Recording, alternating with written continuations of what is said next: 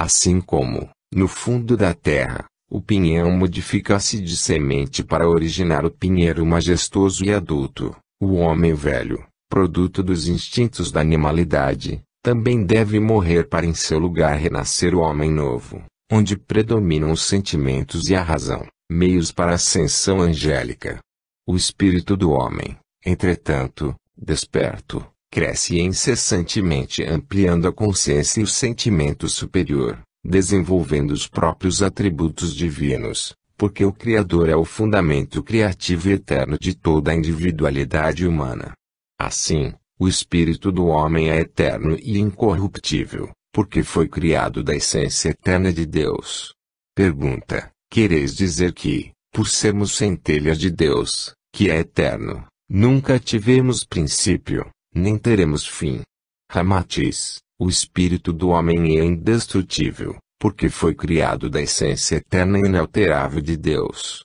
Mas, embora esteja vinculado à consciência cósmica, é sempre uma consciência individual, que teve um princípio ou uma origem pessoal em certo espaço-tempo. Em consequência, houve uma época, ou um momento, em que o homem começou a ter noção de existir, como a criança ter noção de si do meio que a cerca. O homem também define-se e individualiza-se no universo, figurando como entidade de importância a caminho de desenvolver um poder criativo tanto quanto amplia sua consciência. Sob exemplo semelhante, o espírito do homem um dia também iniciou a sua conscientização, individualizou-se sob o impulso de uma vibração centrípeta e, finalmente, se personalizou no seio da divindade. Em seguida, a consciência espiritual do homem, centro indestrutível de sua individualização, prossegue no incessante crescimento psíquico qualitativo e, ao mesmo tempo, panorâmico, a fim de abranger cada vez maior volume ou porção da própria mente universal. O processo é contínuo e inexorável, porque se exerce estimulado e disciplinado pelo princípio, o reino de Deus está no próprio homem. Pergunta: em consequência, o espírito do homem, embora seja eterno ou indestrutível, deve possuir uma idade sideral a partir da época ou do tempo em que iniciou a sua consciência particular e individualização no cosmos. Ramatiz: convém distinguir a idade que limita a personalidade humana transitória, a qual existe somente entre o berço e o túmulo físico, em cada encarnação, comparada à consciência sideral, ou entidade definitiva e inalterável, que se individualiza e se desenvolve na sucessão de séculos, milhões, bilhões e trilhões de anos.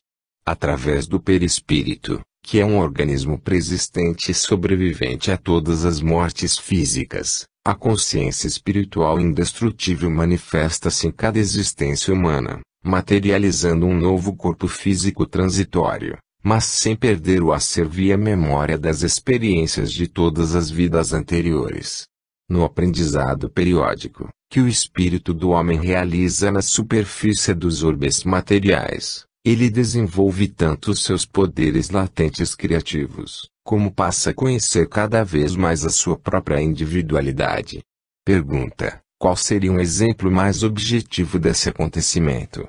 Ramatiz: apreciando o espírito, que é definitivo, em relação às inúmeras personalidades humanas modeladas nas sucessivas existências físicas, poderíamos supor a figura de um imenso colar, que aumenta sucessivamente no tempo e no espaço, pelo acréscimo incessante de novas contas, cada uma representando uma vida humana. Mas enquanto essas contas ou encarnações físicas podem variar na sua forma, cor, raça ou contextura pessoal transitória, o fio que as une não muda, porque é o espírito imortal a sustentar as diversas personalidades encarnatórias ou organismos carnais a se substituírem sucessivamente na superfície dos orbes. Não importa se, em cada encarnação ou cada conta desse suposto colar, a personalidade humana chama-se João, Nero, Maria, Gandhi ou Paulo de Tarso. O certo é que o fio do colar é a individualidade eterna, que se emancipa no tempo e no espaço, fichada nos registros kármicos por um código sideral definitivo.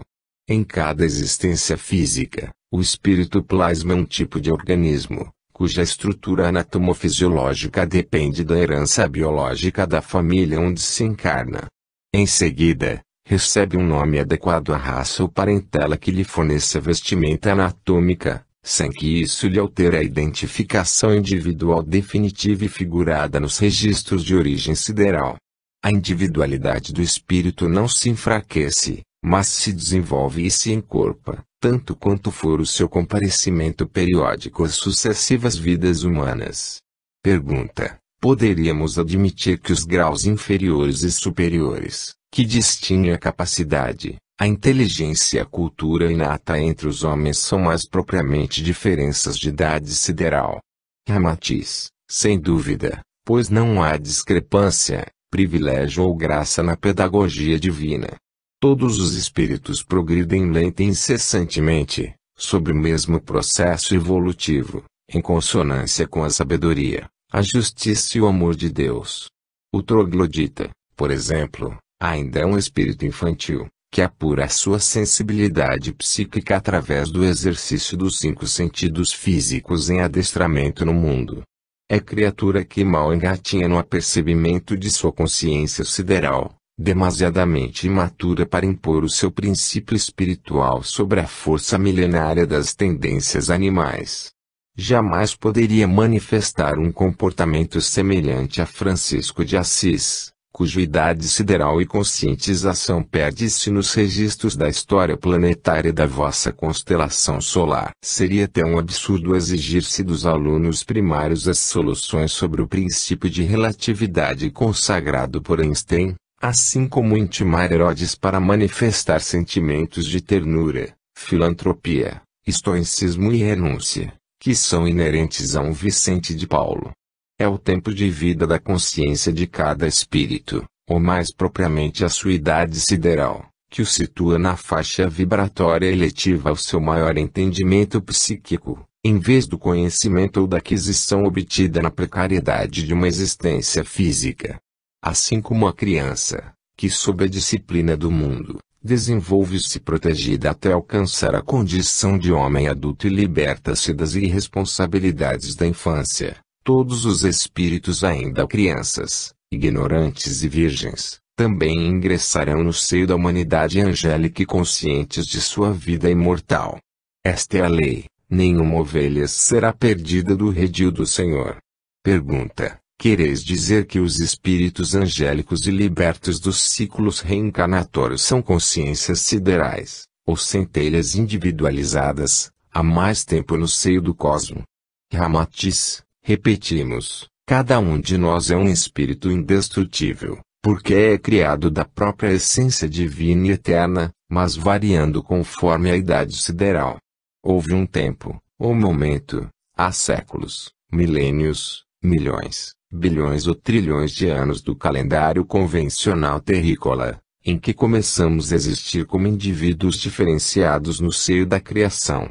Assim, existem, simultaneamente, no universo, tantos espíritos novos e infantis, como antigos e adultos, mas cuja graduação ou gabarito espiritual depende exatamente do tempo em que eles principiaram a ter noção de existir.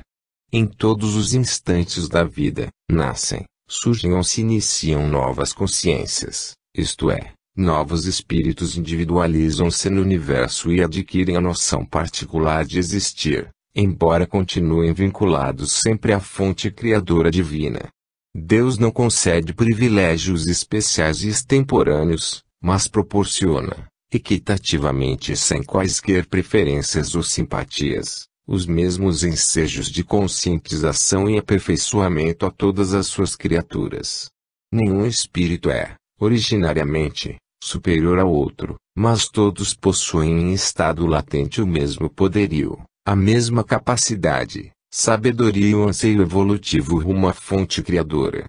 As consciências majestosas e interplanetárias dos anjos e arcanjos, que iluminam e nutrem a intimidade psíquica dos orbes e das constelações astronômicas, não passam de entidades emancipadas sob o mesmo processo espiritual e evolutivo, que preside a gestação e o desenvolvimento da consciência de todos os filhos de Deus.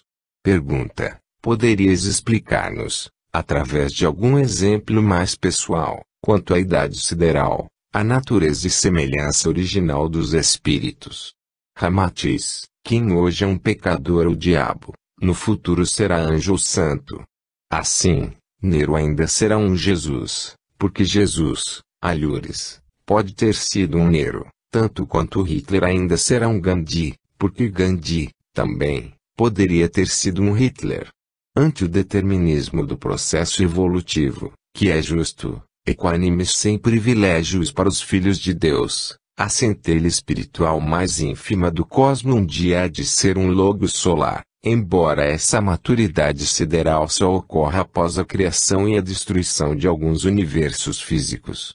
Ainda sob o invólucro de um Tamerlão, ou Gengis Khan, Deus serve-se dos atributos divinos ali existentes, e modela a criatura à sua imagem. Lenta e inexoravelmente, no residual da própria animalidade, gesta-se a consciência radiosa de um anjo e o comportamento sublime de um santo, tanto quanto no próprio lodo mal cheiroso, também brota o lírio ou jasmim perfumados. Pergunta: que dizeis da afirmação de muitos religiosos, e mesmo de alguns espíritas e umbandistas, que temerosos de cometerem sacrilégios acham que o espírito de Jesus evoluiu absolutamente em linha reta? Ramatiz: sem dúvida, Jesus é atualmente nosso irmão maior, a entidade mais sublime no governo do orbe terráqueo. É o guia, que através do código moral do Evangelho conduz o homem à realidade divina. Espírito indefinível para nós que mal iniciamos a jornada do bem, é o caminho, verdade e vida, porque viveu em si mesmo, durante o seu desenvolvimento consciencial, os mesmos equívocos, pecados, vícios, deslizes e paixões, que são próprios de toda a humanidade, ainda imatura. Em face do seu progresso espiritual alcançado através de incontáveis encarnações físicas, em orbes que já se transformaram em poeira cósmica, Jesus esquematizou o roteiro para a libertação da humanidade espiritual do planeta Terra, da qual ele é o titular, através do sublime Evangelho.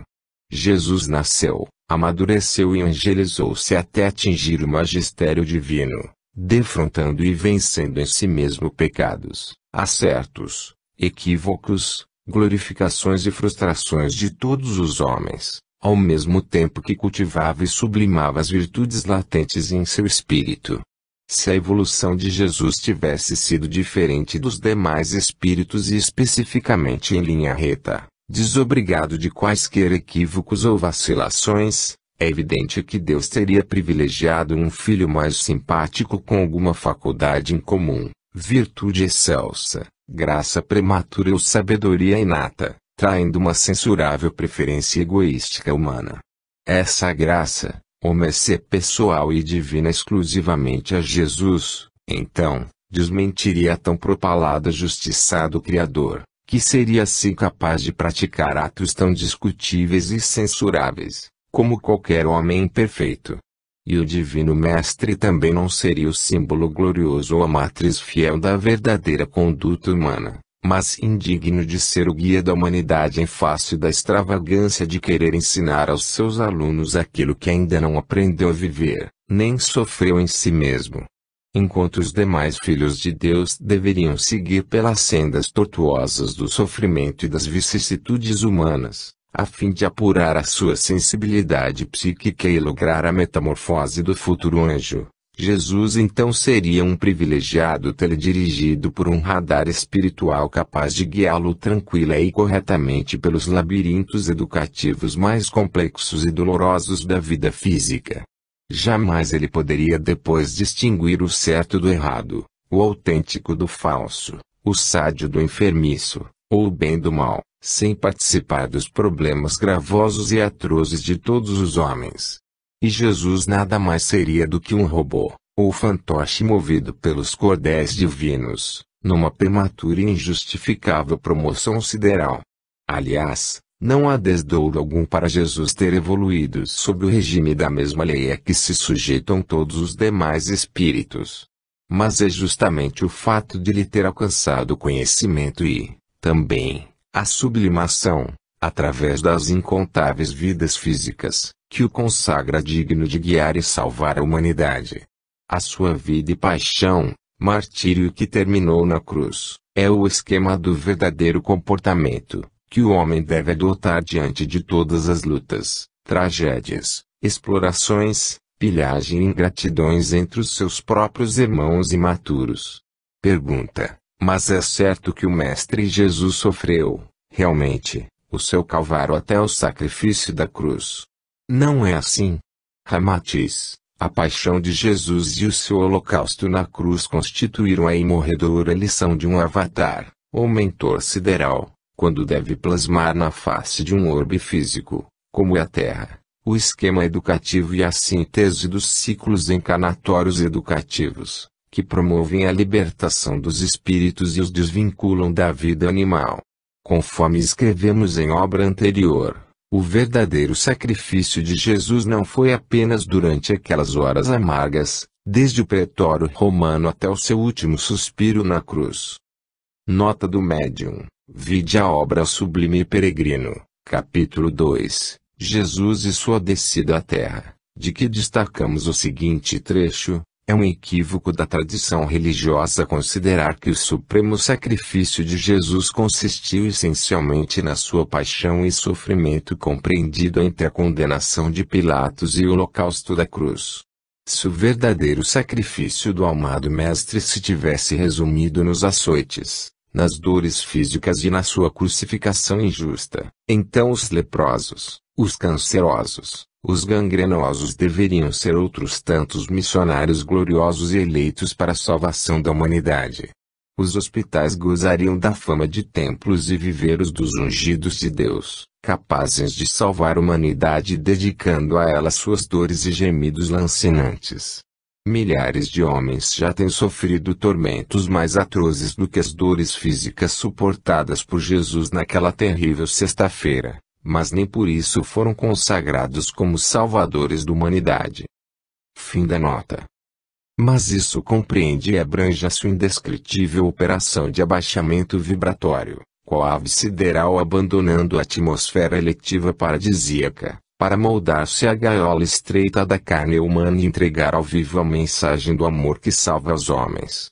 Jesus despendeu mais de 1000 anos do calendário terreno, num descenso atroz, a fim de ajustar-se, campo por campo, cada vez mais restritos e coercitivos, até alcançar a matéria e modelar o seu corpo carnal no ventre feliz de Maria. Nascendo e vivendo sob o regime comum da vida de todos os homens, Jesus não somente foi o melhor e o mais puro dos homens, como ainda o mestre fiel, amoroso e sábio, que em sua peregrinação física ensinou ao homem a sua libertação definitiva da carne.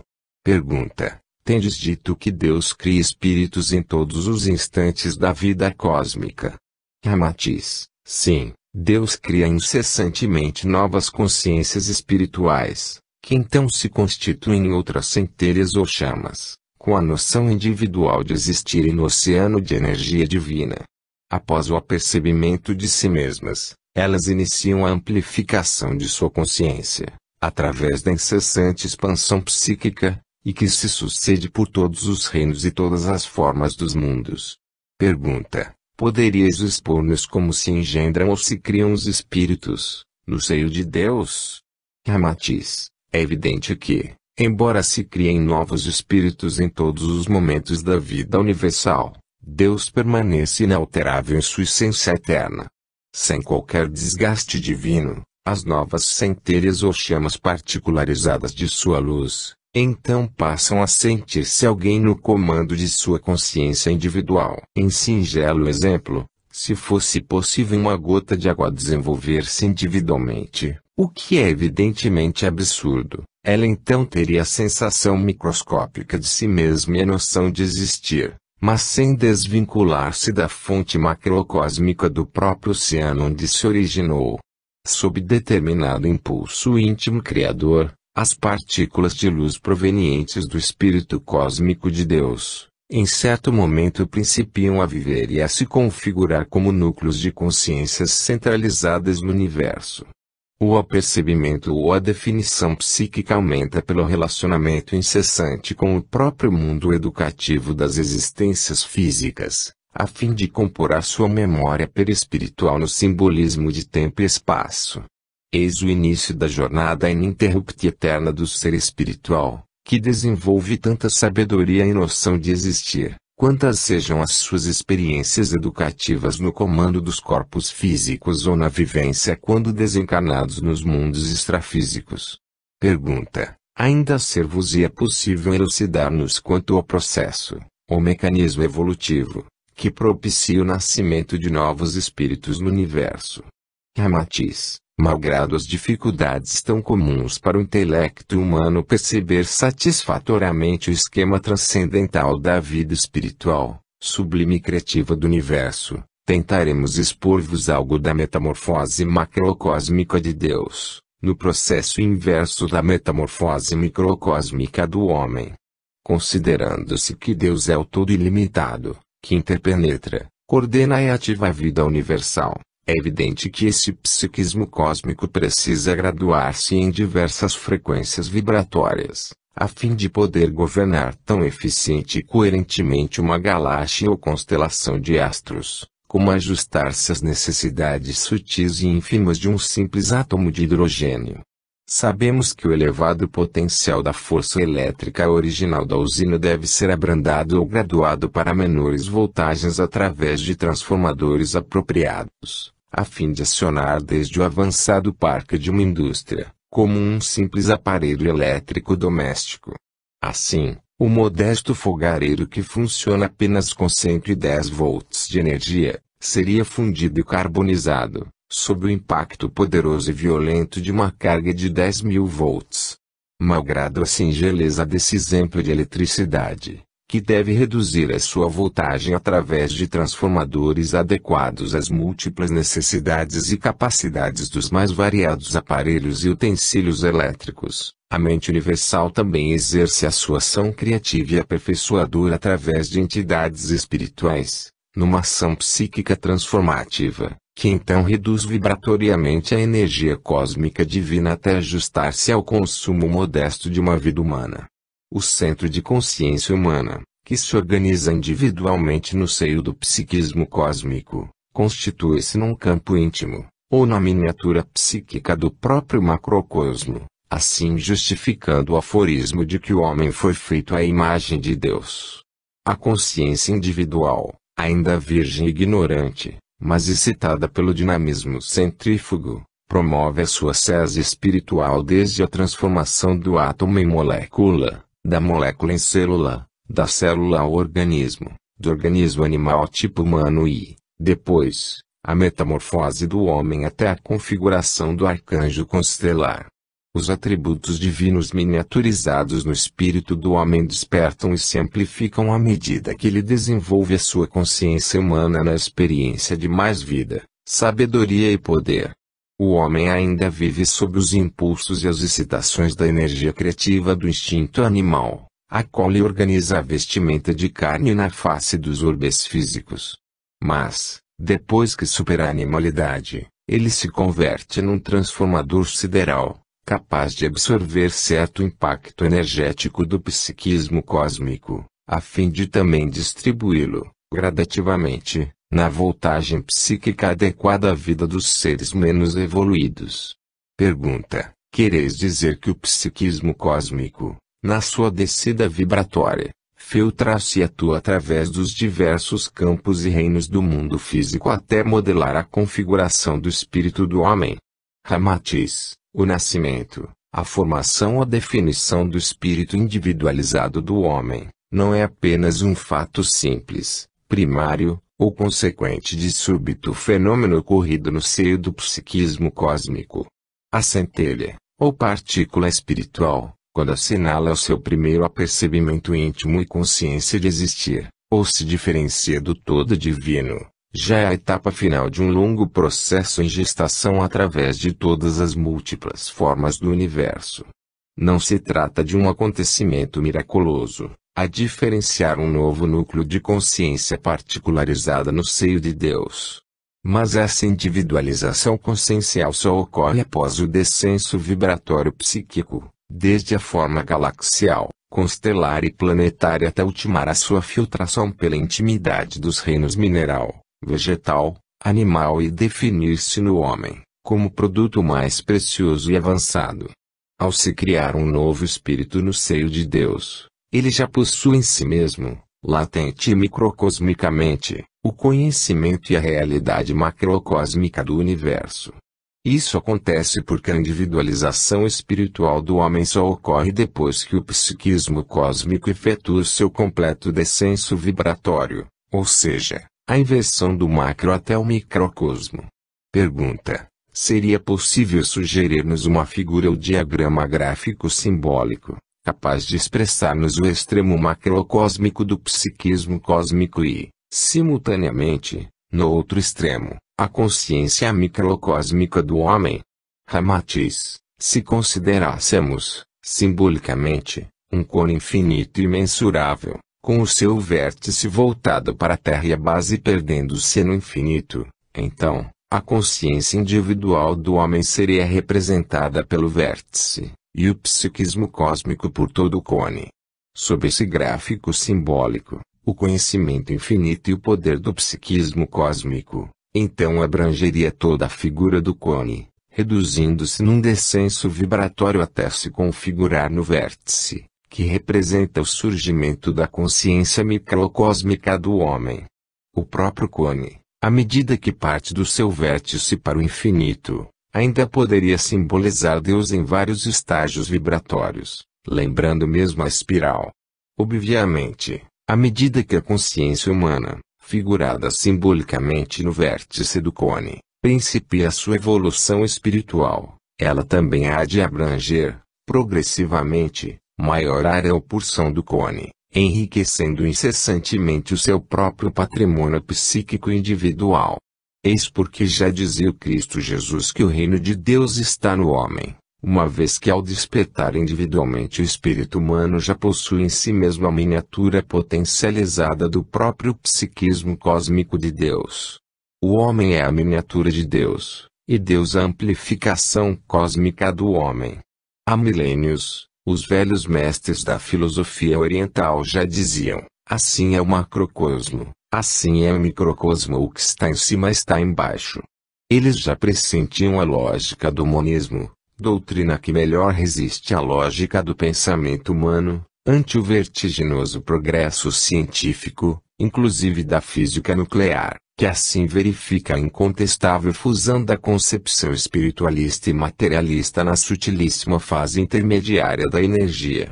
Corroborando os antigos instrutores do Oriente, na linguagem moderna e sob fundamento científico, também cabe a mesma ideia do macro no micro, quando se diz que o átomo pode ser considerado como a miniatura da constelação, assim como a constelação pode ser considerada a amplificação do átomo. Pergunta: que poderíeis dizer-nos, quanto a essa descida vibratória do psiquismo cósmico, desde as galáxias, constelações, os sistemas planetários e orbes, até compor as consciências instintivas dos reinos mineral, vegetal, animal e organizar a entidade humana? Ramatiz: é de senso comum que só há um comando em todo o universo, o qual então é monista.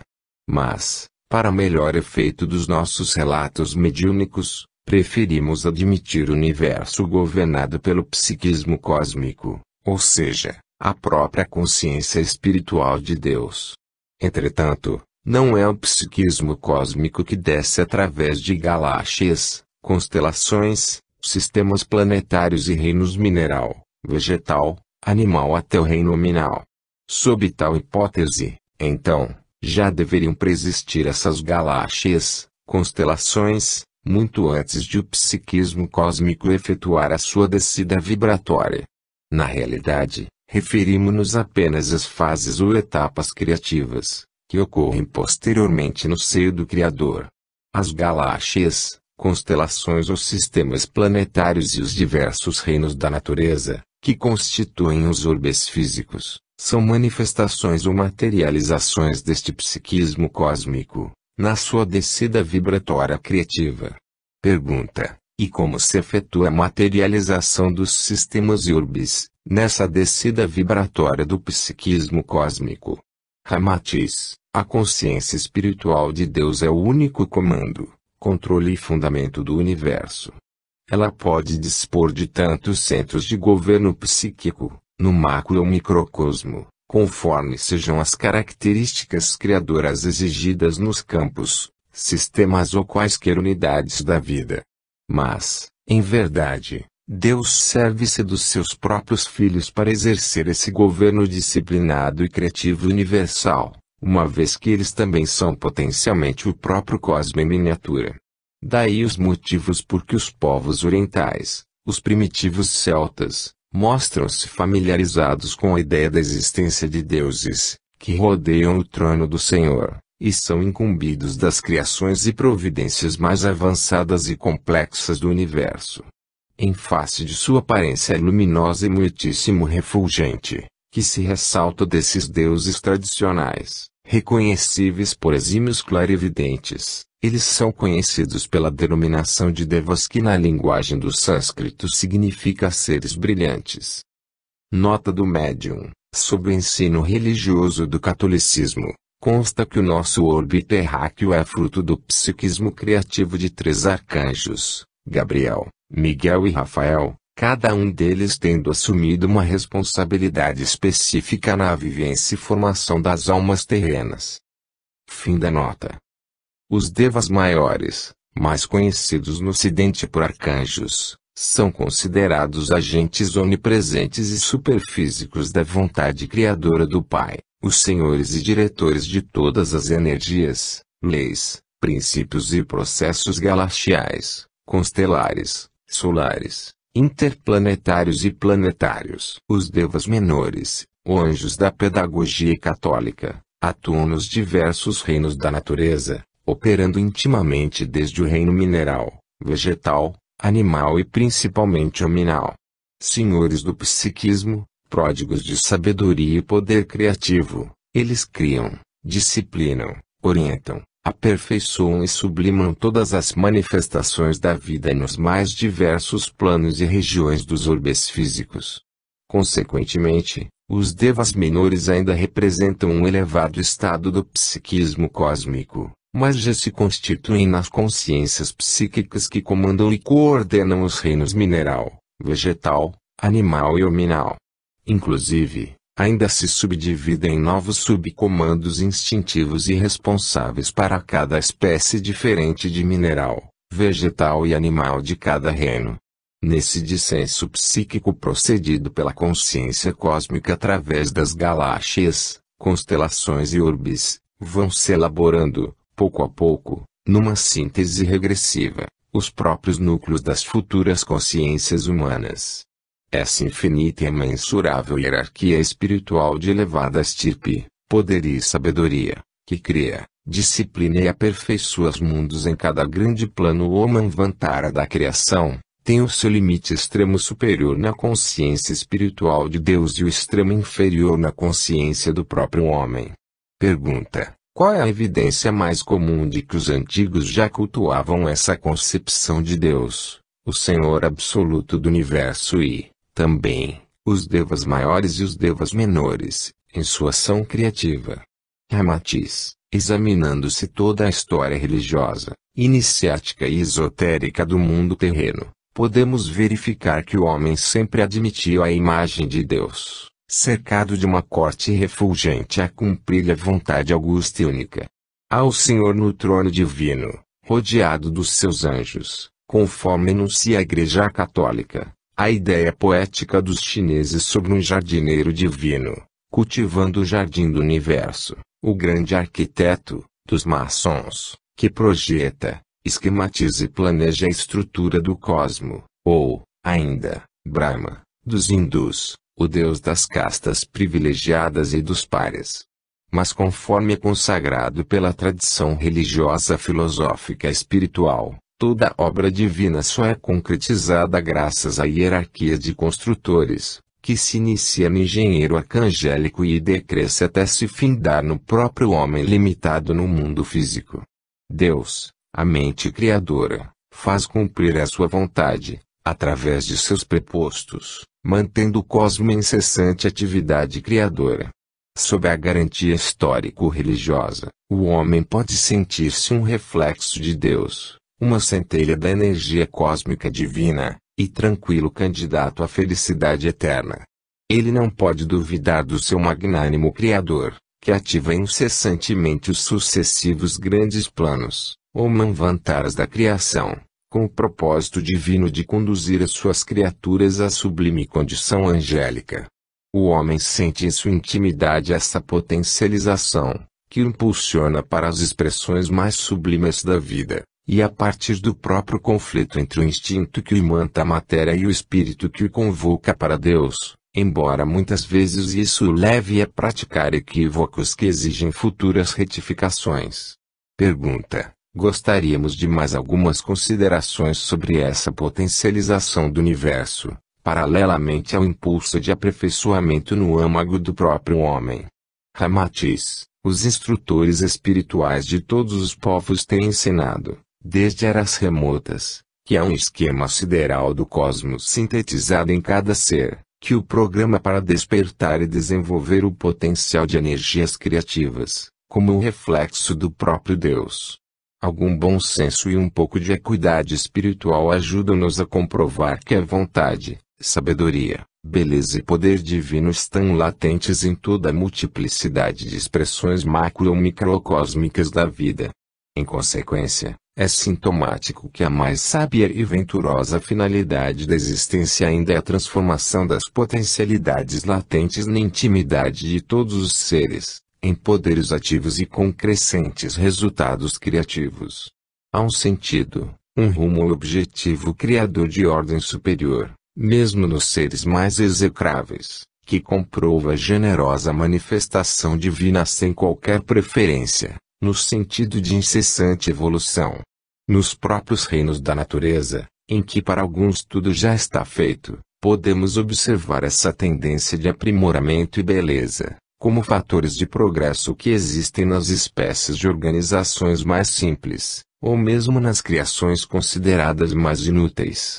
Há um ideal superior para a consciência do reino mineral, que se manifesta no brilho facetado do quartzo ou do diamante, é a beleza e a solidez da forma, mas, para a consciência vegetal, o seu ideal é a multiplicidade de estruturas e formas numa verdadeira orgia de criatividade, onde a forma, a beleza, a complexidade fundem-se no fenômeno que manifesta as cores e na fragrância odorífera das flores.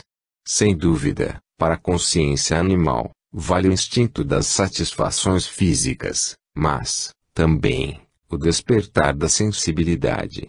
Mas assim que essas manifestações atingem a condição humana, então surge o pensamento e o raciocínio, capaz de criar as mais complexas teorias no campo da abstração, manifestação mais evidente dos poderes divinos latentes e criativos, que dormitavam nos reinos anteriores. Na sua incessante descida vibratória, o psiquismo cósmico parece fragmentar-se na miniatura da humanidade, mas isso é tão somente redução de potencialidade, e que sob misteriosa atração faz os seres unirem-se para o retorno consciente à intimidade do próprio Criador. É então a vontade conduzindo à onipotência, a sabedoria à onipresença e o intelecto à onisciência. Pergunta: para o nosso melhor entendimento, poderíamos pressupor que o psiquismo cósmico, na sua descida vibratória, poderia lembrar uma usina elétrica ilimitada a serviço dos mais avançados e diminutos aparelhos do mundo. Ramatiz: é indubitável que os exemplos caldeados nas formas ou nos estados físicos tridimensionais jamais poderão elucidar satisfatoriamente as atividades e imagens imponderáveis do mundo espiritual. Mas é óbvio que, em face da complexidade, diferenciações, receptividade e capacidade dos múltiplos aparelhos, maquinaria ou instalações, que devem se abastecer de carga elétrica para os mais variados fins, a usina ou estação central elétrica, necessita de recursos intermediários para que essa força possa decrescer até atingir de modo proveitoso o setor mais ínfimo e menos importante. Por isso, a engenharia humana criou diversas subestações, que em ordem decrescente de voltagem e força, abrangem desde o primeiro grupo de transformadores mais possantes, até os mais fracos, responsáveis pela redução da carga original da usina. Consecutivamente, através dos grupos de transformadores de abaixamento elétrico, a energia poderosa da usina de milhares de volts logra o admirável êxito de movimentar um modesto barbeador de 110 volts ou iluminar a lâmpada de 5 watts, junto ao berço do bebê sonolento. Semelhantemente a essa comparação singela, diríamos que o psiquismo cósmico, que atua e interpenetra todo o universo, possui as suas subestações de transformadores psíquicos, em ordem decrescente conforme as necessidades dos departamentos da vida psicofísica. As galáxias, constelações, os sistemas planetários, orbes e satélites são fabulosos núcleos de vida psíquica, que transitam pelo cosmos sob o comando de entidades siderais arcangélicas e angélicas, que lhes penetram a intimidade física com seu sublime psiquismo. Assim, essas indescritíveis consciências arcangélicas, que lembram fabulosos transformadores vivos e receptivos à elevada voltagem divina do Criador, passam a ser os doadores de energia sideral mais reduzida e adaptada às consciências menos capacitadas. O psiquismo cósmico, nessa transformação de voltagem sideral sem qualquer alteração em sua unidade eterna, atinge a todos os núcleos de consciência e de vida. No decrescimento vibratório, desde o arcanjo até a consciência humana, o psiquismo abrange desde as partículas subatômicas até a estrutura física dos orbes e da singeleza unicelular e psíquica do vírus, e a complexidade do homem. E depois se faz o retorno pela via interna, quando o potencial divino adormecido desperta no micro e incessante ascensão para o macrocosmo. Pergunta: quer nos parecer que o comando psíquico de uma constelação ou sistema planetário ainda desempenha funções mais limitadas e circunscritas aos próprios reinos de cada orbe. Ramatiz, o comando psíquico arcangélico de uma constelação, conhecido por Deva Maior entre os orientais, atua intimamente nas fímbrias de todas as atividades físicas e psíquicas de cada orbe habitado ou em elaboração para a futura moradia planetária. Em consequência, o arcanjo ou logos solar, como a consciência psíquica mais evoluída de vosso sistema, vibra na intimidade de todos os planetas, orbes e satélites do mesmo. Através de sua vibração altíssima e impossível de qualquer receptividade humana, cuja luz e energia criativa incidir diretamente e pulverizaria qualquer ser, o arcanjo ou Deva Maior é o campo vibratório de toda a vida e aperfeiçoamento do sistema solar onde atua. No entanto, cada orbe físico possui o seu Deva Menor, anjo ou Cristo planetário, que sob ação e comando do arcanjo do sistema solar cumpre o desígnio criador em semear a vida e incentivar o progresso de todos os reinos sob o seu governo. Em verdade, há uma intercomunicação criativa, que pulsa incessantemente desde Deus e interpenetra todo o cosmo, a unir em ordem decrescente e vibratória desde a consciência arcangélica até a consciência humana no reino nominal. O arcanjo projeta, cria, coordena e retifica toda a atividade criadora e progressiva de toda a constelação, enquanto os anjos, ou devas menores sustentam cada orbe dentro do esquema arcangélico. Em consequência, a ação angélica pode ser mais íntima e sutil, ou mais periférica e indireta, tanto quanto for a natureza e o aprimoramento de cada reino ou espécie onde ela atua. Em verdade, os devas operam na criação como prepostos de Deus. Lembram algo dos engenheiros, mestres, chefes e operários, que materializam na forma de edifícios, pontes, jardins ou metrópoles, as ideias e os projetos que constam das plantas solicitadas pelos donos ou responsáveis. Nota do médium. Resumo da introdução da obra Fundamentos da Teosofia, de Sejanarajadasa. Os mestres da sabedoria, como são chamados, são almas humanas que no decorrer do processo evolutivo passam do estágio humano ao período seguinte, o de adepto. Elevando-se até o adeptado, O homem adquire o conhecimento por suas investigações e experiências. O homem que se tornou adepto cessa de ser um simples instrumento no processo evolutivo, exerce, então, nesse processo, a função de mestre e de um diretor, sob a inspeção de uma alta consciência chamada em teosofia, o Logos.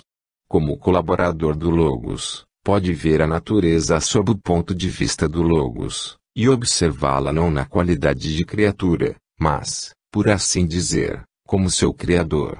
Esses mestres de sabedoria, esses agentes do Logos, dirigem o processo evolutivo em todas as suas fases, tendo cada um deles a vigilância de um departamento especial na evolução da vida e da forma. Constitui o que se chama a hierarquia ou a grande fraternidade. Guiam a edificação e a desintegração das formas nos mares e na terra, dirigem o crescimento e a queda das nações, dando a cada um o que lhe convém da antiga sabedoria, aquilo que pode ser assimilado. Fim da nota. Pergunta: então, repetindo, poderíamos pressupor que também há uma espécie de consciência psíquica particularizada nos diversos reinos da natureza. Ela então coordena a distribuição da substância, ou orienta num sentido de despertamento e progresso as espécies de cada reino. Ramatiz: sem dúvida, há em cada reino da natureza uma consciência psíquica instintiva, que atua em determinada faixa e frequência vibratória, vinculada à mente universal. Cumpre-lhe, especificamente, aperfeiçoar as espécies minerais, vegetais e as próprias espécies animais. Sob tal comando e o progresso incessante, esse mesmo psiquismo instintivo amolda e apura os minerais incorporando-os aos vegetais e, em seguida, os ajusta às espécies animais, providenciando a contextura do organismo carnal anatomo-fisiológico, que deverá servir para o futuro homem. É por isso que a própria ciência terrícola comprova que existe uma direção, um sentido orientador e disciplinado na cristalização de alguns minerais. Observa-se uma espécie de arquétipo oculto, que além de proporcionar a necessária composição química, que se traduz por propriedades fisioquímicas, ainda confere aos minerais as características geométricas de cada tipo, a distribuição harmoniosa das cores, os aspectos e as variedades peculiares de cada espécie. Sob essa ordem previamente esquematizada pela lei divina é que opera a consciência instintiva e diretora do reino mineral. Nada é procedido ao acaso, mas existe um método na criação, cujos princípios agora a ciência começa a sentir e desvendá-los, eliminando da velha nomenclatura mística dos alquimistas. Em cada mineral criado, há outras características observáveis, que por força de valências ou tipos atômicos, conferem-lhe nova qualidade ou propriedade peculiar. Assim, o cobre, além de sua constituição peculiar, é excelente condutor de eletricidade. A prata é sólida e brilhante, mas o mercúrio, embora líquido, é também brilhante à temperatura normal. Aliás, é de senso comum a considerável diferença que existe entre a pedra-ferro e o petróleo, embora ambos sejam minerais. Pergunta: há diferença de ação, graduação e capacidade dessa consciência psíquica instintiva, em operação em cada reino da natureza? Ramatiz: sob o aforismo de que o psiquismo dorme no mineral, sonha no vegetal, desperta no animal, vive no homem e cria no anjo, é fácil de se verificar como difere essa ação psíquica em confronto com o estado físico e a graduação evolutiva de cada reino da natureza. A considerável diferença entre a capacidade, poder e resultado progressista da consciência psíquica, que age instintivamente no reino mineral unicamente da forma, em relação ao comando psíquico responsável pela complicada fisiologia do vegetal. Embora se verifique o aspecto estático e a solidez proverbial do mineral, há em sua intimidade um incessante movimento de partículas, cujas velocidades são superiores a 200.000 km. Segunda-feira igualmente essa diversidade ainda é bem maior entre a ação da consciência psíquica, que atua no reino vegetal, em paralelo com o reino animal, cujas espécies são desligadas do solo, ensaiam as primeiras simbolizações sonoras e já atuam em conjuntos afins e sob o controle das almas-grupos. Pergunta: que devemos entender por almas-grupos? Ramatiz: cada espécie que participa na composição do reino animal constitui-se um todo vivo, governado por um centro de consciência instintiva, que desde os pródromos da humanidade oriental é conhecida como alma-grupo. Esse centro psíquico ou alma-grupo é então responsável pelas características, temperamento, ações e reações de certa espécie de reino mineral, vegetal ou animal, tão bem definidos e descritos nos compêndios de zoologia terrena. Quanto mais apurada é a alma-grupo de uma espécie de animal, ave, réptil, peixe ou inseto, também os componentes constituem o seu corpo coletivo e mostram-se mais hábeis, adaptáveis ou sensíveis, porque já é maior o fluxo ou a filtragem da sabedoria do seu psiquismo diretor. Exemplificamos: no mesmo reino animal há o subcomando psíquico que rege a formação, desenvolvimento e progresso dos mamíferos, o qual ainda subdivide-se em novos comandos grupos de raposas, cães, elefantes e outros componentes. Igualmente, outro subcomando psíquico atua nos insetos, que é constituído pelas almas-grupos das borboletas, pulgas, dos gafanhotos, besouros e outros, e assim sucessivamente conforme a escala biológica e mais ou menos de acordo com as tentativas de sistematização zoológica ou fitológica engendradas pelo homem.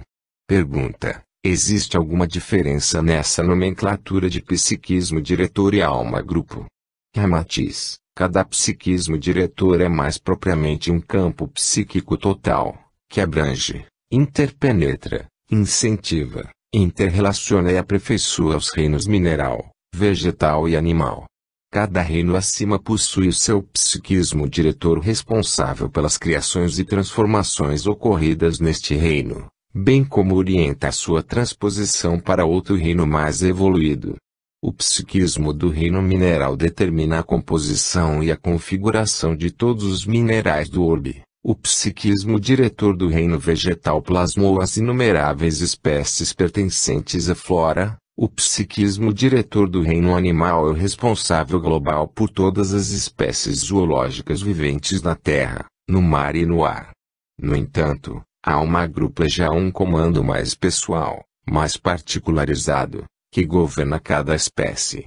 No reino mineral, por exemplo, existe uma alma-grupo para cada tipo de minério. No reino vegetal o psiquismo atua por diversos subcomandos psíquicos, conhecidos por almas-grupos, que regem a espécie pinheiro, pitangueira, orquídeas, carvalho, palmeira, mostarda, repolho ou cedro, e, finalmente, no reino animal, governam as almas-grupos das águias, serpentes, pombas, elefantes, lobos e peixes.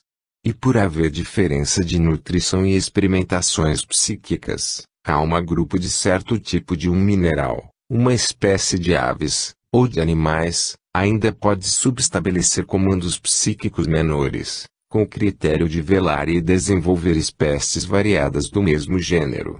Daí o motivo por que a ciência botânica do mundo classificou, também no reino vegetal, tipos que se afinam por características semelhantes, destacando, assim, maior ou menor compacidade do lenho, tonalidades ou durabilidades, tipos de reprodução e usos, como se diferenciam cientificamente as rosáceas, leguminosas, sapatáceas e outras. Enquanto o psiquismo diretor comanda e incentiva a vida instintiva do reino vegetal ou animal, a alma-grupo trabalha e governa mais particularmente cada tipo caracterizado à parte, definindo-lhes as propriedades, que cumprem determinada função no esquema global da criação do mundo físico. Como o homem representa a síntese de toda a escala evolutiva, cada homem tem o seu psiquismo representado pelas experiências adquiridas e endereçadas para novas experiências a adquirir. Pergunta: gostaríamos de perceber melhor o assunto. Ramatiz: enquanto a alma grupo do peixe tipo tainha só consegue proporcionar-lhe a melhor orientação possível para sua sobrevivência, tão somente ativando-lhe o instinto de defesa ou fuga, nutrição ou procriação. Já a alma grupo psiquicamente mais apurada da espécie golfinho chega a dar-lhe condições de adquirir nos treinamentos os hábitos que indicam uma inteligência rudimentar. Sob igual diferença, enquanto a topeira intocada no subsolo ainda cava túneis e simboliza a estupidez humana, o macaco, sob a ação do psiquismo mais avançado de sua alma grupo, já consegue realizar proezas equivalentes a uma criança na idade pré-escolar. Pergunta: poder-se-ia dizer que alguns animais já são espíritos movendo organismos em aperfeiçoamento para a condição humana? Ramatiz: convém subentender que o espírito é já uma individualidade, um centro de consciência particularizada, com a capacidade analítica de sentir-se e saber-se existente por um raciocínio próprio. No entanto, o animal ainda vive e sente através de sua alma grupo, a qual então poderia ser considerado um espírito global da espécie cão. Assim, todos os cães agem e reagem da mesma forma e entendimento, sem quaisquer ações definidas, ou à parte, que os distinguem de sua alma grupo. Para um cão ou um cavalo agir de modo individual, com características diferentes das que a sua alma grupo impõe coletivamente, então seria preciso que ele já possuísse alguma substância mental, que é justamente a base fundamental do raciocínio, e, consequentemente, o princípio que permite a elaboração de uma consciência particularizada.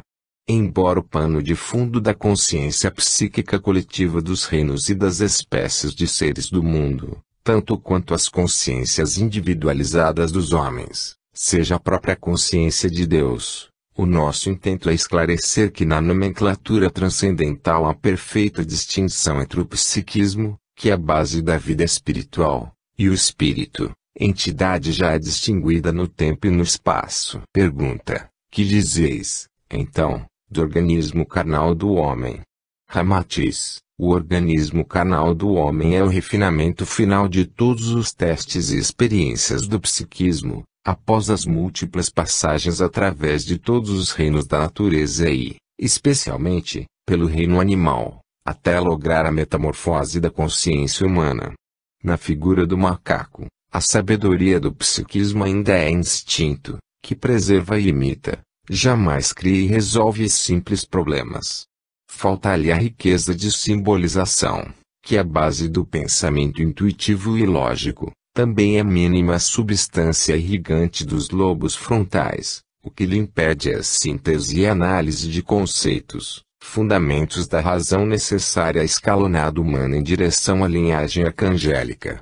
Em consequência, há uma relação entre a estrutura orgânica e o nível evoluído do ser, em que o êxito de sua manifestação requer uma organização que lhe corresponde às atividades mentais e mesmo espirituais. No entanto, os animais não são espíritos definidos ou entidades conscientes, mas apenas vinculados a uma grupo governante da espécie, motivo por que as suas ações e reações são peculiares a todos os da mesma espécie. Pergunta: quais seriam alguns exemplos mais concretos? Ramatiz: há, por exemplo, uma instintividade única numa cateia de lobos, vara de suínos, manada de elefantes, bando de aves, cardume de peixes ou ninho de cobras.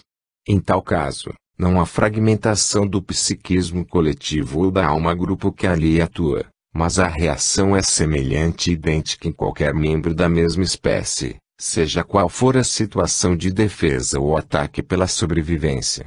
É o caso dos peixes. A reação de um peixe no Oceano Atlântico, Pacífico ou Índico, é exatamente a mesma, só em cardumes, porque sob o estímulo global e coordenador de sua alma grupo, eles só manifestam uma reação coletiva idêntica ou semelhante.